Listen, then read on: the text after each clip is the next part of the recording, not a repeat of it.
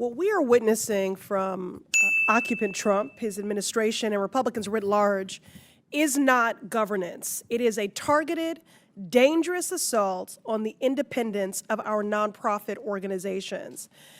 We've seen these attacks take many forms, perhaps most visibly in my own district, the Massachusetts 7th, as the administration continues its unlawful campaign against Harvard University. Trump has threatened to revoke Harvard's tax-exempt status, freeze billions in federal funding for scientific research to save lives, might I add, and publicly vilify students and faculty, all part and parcel of his attacks on education.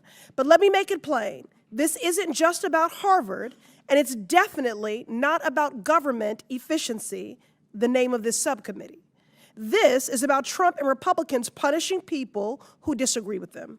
It is about attacking nonprofits of all sizes that serve the vulnerable and marginalized and stand in the gap for our communities. It's about trying to intimidate every charity and nonprofit in this country and spark a fear that if you speak up, if you do something the Republicans don't like, you could be next. A hospital that provides abortion care, a local food pantry that feeds immigrants, or an advocacy group that fights for civil rights. Donald Trump is weaponizing our tax laws to attack nonprofits at the same time he is pushing for tax cuts for Elon Musk and billionaires. Ms. Yentel, can the president or executive branch legally revoke a nonprofit's tax-exempt status simply because it disagrees with that organization's lawful speech or mission? They can't. The statute is very clear that that is illegal.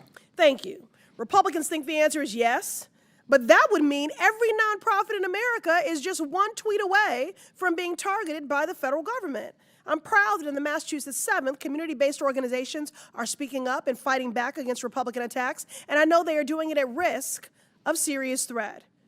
Ms. Yentel, can you make plain what are the consequences to charities and nonprofits losing tax-exempt status? Well, tax-exempt status is given to nonprofit organizations that do essential work to meet needs in their local communities in exchange for significant transparency and accountability. And if nonprofit organizations lose their tax-exempt status, it could create significant challenges for them to be able to do their work related to how and where they get their funding, and it could cause them to have to shut down their work altogether.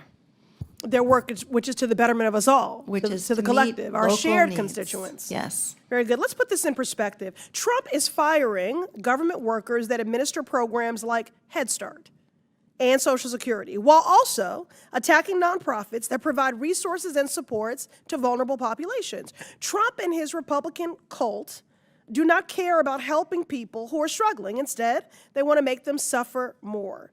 Now, before I yield back, let me ask the Republican witnesses if you all think Trump is right for revoking tax-exempt status for nonprofits for their political views.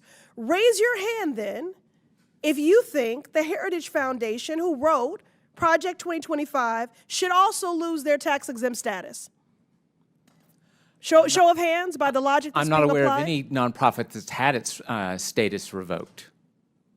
Again, the question that I'm posing is, would you please raise your hand if you think the Heritage Foundation, who wrote Project 2025, should also lose their tax-exempt status? Show of hands. It's a perfectly reasonable speech by a nonprofit. So none of you. The shame and the sham of it all.